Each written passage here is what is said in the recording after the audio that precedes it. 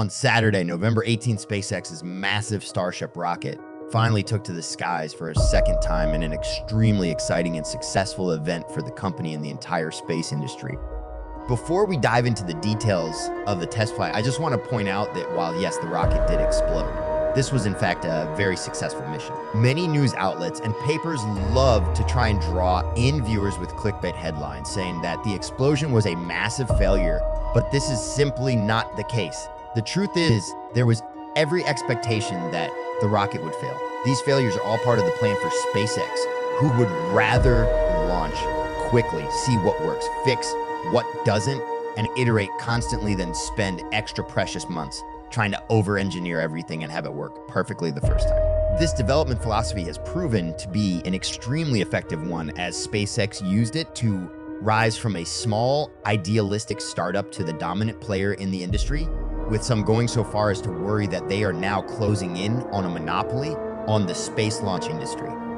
The first test for this launch was making sure that the ground equipment was not damaged by launch. During Starship's original test flight, the power of the 31 Raptor engines caused significant debris, dust, and damage to infrastructure, which took time and money to be repaired. This time around, a new water deluge system was in place to protect those vital ground systems, releasing massive amounts of water below the rocket right before launch to absorb the energy. We now have confirmation that this new system performed admirably and there has been no damage on the ground. This should allow for a much faster return to flight this time around. After clearing the launch pad successfully, the next test was of the reliability of the rocket's Raptor engines.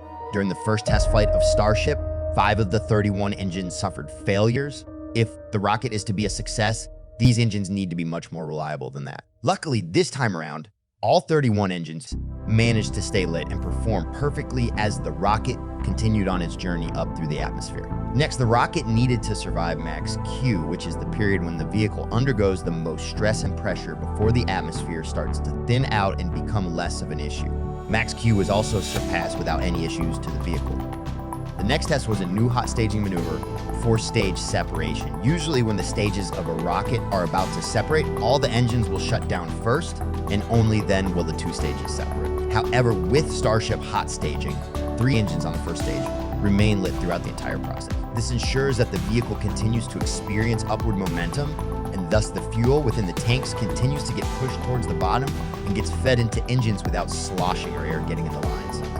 As we can see from the video here, this hot staging maneuver was a success, even though many people were expecting a failure as it was the first time it was attempted. All these milestones are important achievements on the road to launching reliably, and everything that came after was considered to be a stretch goal, but not expected to be successful. Throughout the launch, extremely valuable data was being collected that will inform changes and upgrades to future versions of Starship. Now, following stage separation, the plan is for the first stage to come back and land for use, but that did not happen today. Shortly after stage separation, the booster attempted to relight those engines to come back down for a controlled landing, but the speculation right now is that there was a problem with how the propellant was flowing due to the maneuvers the vehicle performed. Perhaps gas got into the lines and resulted in the destruction of the engines, or some of the plumbing was damaged. We don't have any firm details from the company, but the company is going over all the data from the spacecraft to uncover the cause of this failure and make sure it is fixed. Next flight per the iterative philosophy of the company.